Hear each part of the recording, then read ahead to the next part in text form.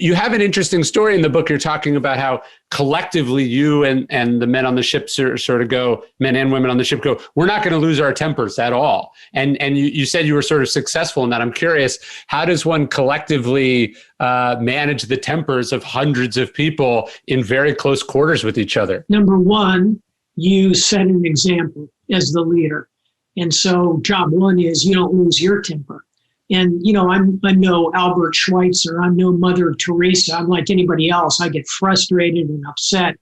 But I have worked very, very hard over the course of my life not to allow my emotion to override my judgment.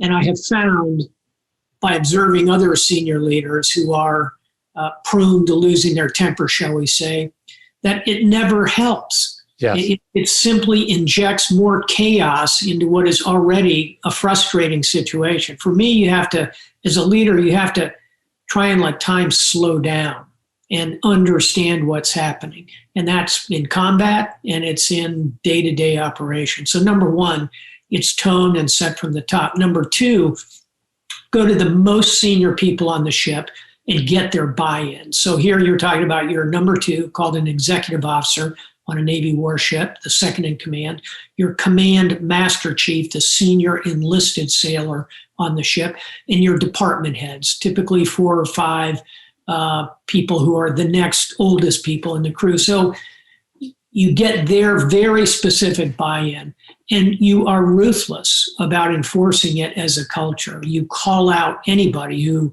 verges into that. And then third and finally, you indicate again and again and again to the sailors that we're not going to blow up. I expect you not to blow up. We're going to figure this out together. And that narrative is very, very important to solving the problem. Again, I've found this works very well in the heat of combat, and it works very well in the day-to-day maintenance of the ship.